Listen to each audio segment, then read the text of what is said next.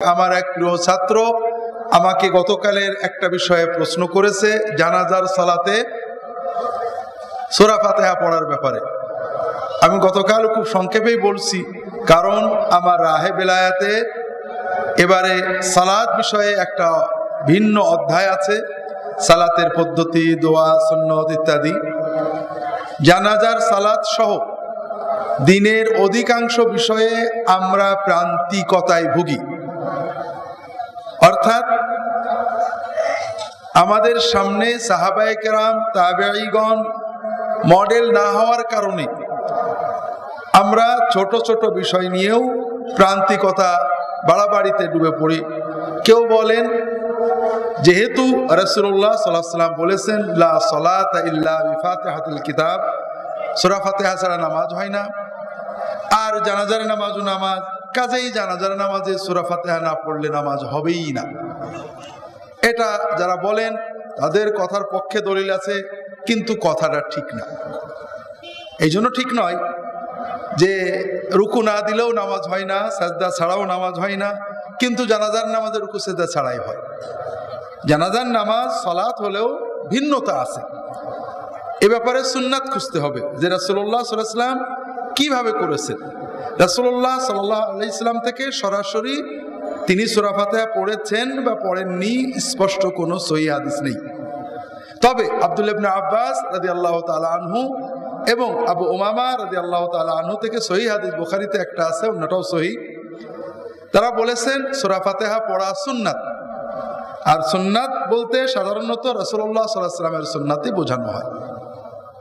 অন্যদিকে আব্দুল্লাহ ইবনে ওমর এবং আবু হুরায়রা রাদিয়াল্লাহু তাআলা আনহু থেকে সহিহ সনদে বর্ণিত মুয়াত্তা এবং অন্যান্য গ্রন্থে যে তারা জানাজার নামাজে সূরা ফাতিহা পড়তেন না। তাহলে কোন সাহাবী পড়তেন, কোন সাহাবী পড়তেন না। ইসলামের ফিকহি বিষয়ে অধিকাংশ এরকম। আকীদার ক্ষেত্রে, হালাল হারামের ক্ষেত্রে, ফরজ ওয়াজিবের ক্ষেত্রে পার্থক্য নেই। কিছু কিছু বিষয় প্রাসঙ্গিক মতভেদ সাহাবীদের যুগ থেকেই আছে, আমরা আজকে আলোচনা করব ইনশাআল্লাহ।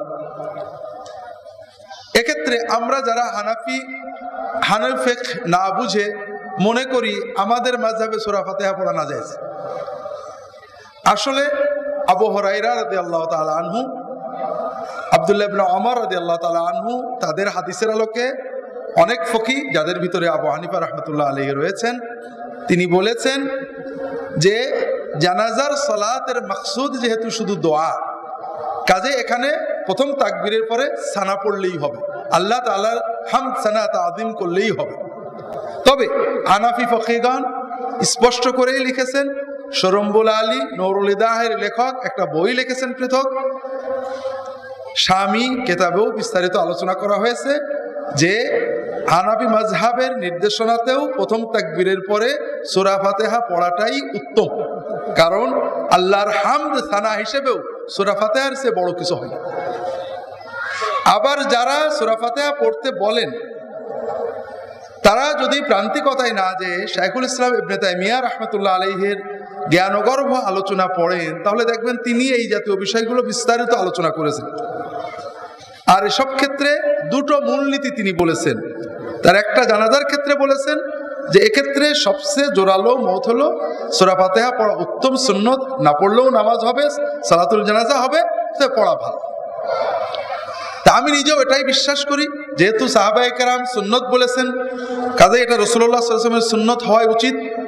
যারা পড়েননি তারা পড়া যাবে না বলেননি, কাজে না পড়া বৈধ, তবে পড়াটাই যে উত্তম এটা আমি নিজেও মনে করি এবং এটাকেই জোরালো মনে করি।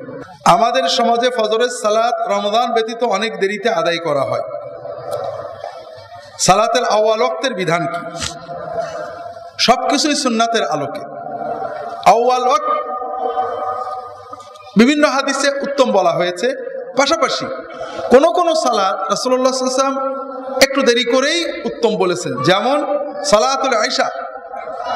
রাসূলুল্লাহ সাল্লাল্লাহু আলাইহি ওয়াসাল্লাম বিভিন্ন হাদিসে আউয়াল ওয়াক্তে নয়, সালাতুল ইশা শুরু হয় মাগরিবের সোয়া ঘন্টা 1 ঘন্টা 20 মিনিটের ভিতরেই, কিন্তু হাদিস শরীফে আসছে রাসূলুল্লাহ সাল্লাল্লাহু আলাইহি ওয়াসাল্লাম 2-3 ঘন্টা পরে একটু গভীর রাতে রাত 9টা-10টার দিকে পড়াকে উত্তম মনে করতেন এবং তিনি বলতেন আমার উম্মতের জন্য যদি কষ্টদায়ক না হতো তাহলে আমি এই সময় পড়াটাই তাদের নির্দেশ দিতাম।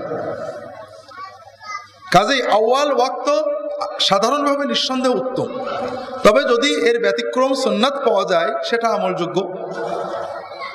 আমরা বাংলাদেশে অনেক কিছু প্রচলন করেছি যেগুলো সুন্নতের ব্যতিক্রম, জায়েজের ভিতরে কিন্তু ব্যতিক্রম স্বীকার করতে হবে। যেমন জোহরের নামাজ আজীবন 1টায় পড়ি, কোনো কোরআন হাদিসে মেলে না। আল্লাহ রাসূল সাল্লাল্লাহু আলাইহি ওয়াসাল্লাম গরমকালে জোহরের নামাজ একটু ঠান্ডা করতে বলেছেন, ঠিক আছে, কিন্তু শীতকালে ঠান্ডা করতে বলেননি তো। শীত জোহরে রক্ত হয় 12টা 10 মিনিট আগে অথবা 12টা 10 মিনিট পরে, কিন্তু আমরা আজীবনই 1টায় পড়ি। এটা জায়েজের ভিতরে কোনো দোষ নেই। তো সুন্নত যে না, এটা স্বীকার করতে হবে আপনাদের। আর সুন্নত যে উত্তম এটাও স্বীকার করা উচিত। আর সুন্নতের ব্যতিক্রম কোনো কাজকে রীতি করে নিলে, হুজ্জতি করলে সেটাতে বেদাত হয়, এটাও নীতিগতভাবে মেনে নেওয়া উচিত। জুমার নামাজ আমরা দেরি করে ফেলি, অথচ জুমার নামাজ রাসূলুল্লাহ সাল্লাল্লাহু আলাইহি ওয়াসাল্লাম শীত ও গ্রীষ্মে আওয়ালক্তেই পড়তেন। ফজরের নামাজের ব্যাপারে রাসূলুল্লাহ সাল্লাল্লাহু আলাইহি ওয়াসাল্লাম প্র্যাকটিক্যালি কার্যত আওয়ালক্তেই পড়তেন, এটা নিয়ে দ্বিমত করার সুযোগ নেই। তবে একটা হাদিস আসছে, রাসূলুল্লাহ সাল্লাল্লাহু আলাইহি ওয়াসাল্লাম বলেছেন, এটাও সহিহ হাদিস, আসফিরু বিল ফাজরি ফাইন্নাহু আ'যামু লিল আজর। তোমরা ফজরের নামাজটা একটু আলো করে পড়ো, এটাতে সওয়াব বেশি হবে। এর অর্থ কি? কেউ বলেছেন তোমরা অন্ধকার থেকে শুরু করো, লম্বা কিরাত পড়ো যাতে আলো হয়ে যায়। কেউ বলেছেন না, একটু আলো করেই শুরু করো। তা আমাদের ফুকাহারা আলো করে শুরু করাই এটার অর্থ করেছেন। এই হাদিসের ভিত্তিতে আমাদের দেশে আলো করে শুরু করা হয়। যারা তাহাজ্জুদ পড়েন তাদের জন্য এটা বেশ কষ্টকর। তাহাজ্জুদ যারা পড়েন তাদের জন্য আওয়ালক্তটাই সুবিধাজনক। আবার যারা তাহাজ্জুদ পড়েন না, আমাদের দেশের গুনাহগার বা সাধারণ বাঙালির জন্য একটু লেট করে পড়া কাজে লাগে। তবে সর্ব অবস্থায় রাসূলুল্লাহ সাল্লাল্লাহু আলাইহি ওয়াসাল্লামের অভ্যাস ছিল আওয়ালক্তে, অর্থাৎ ফজরের ওয়াক্ত আজান হওয়ার, ফজরের ওয়াক্ত হওয়ার প্রায় 1 ঘন্টা 20 মিনিট বা 1 ঘন্টা 22-23 মিনিট পরে বেলা ওঠে।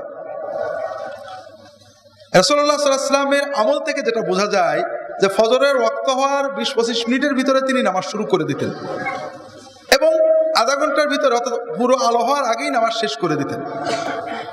আর আমরা আজান হওয়ার প্রায় 40-45 মিনিট পরে নামাজ শুরু করি, আর বেলা ওঠার 10 মিনিট আগে হয়তো নামাজ শেষ করি। এটা রাসূলুল্লাহ সাল্লাল্লাহু আলাইহি ওয়াসাল্লাম আমলি সুন্নতের ভিতরে আসে না।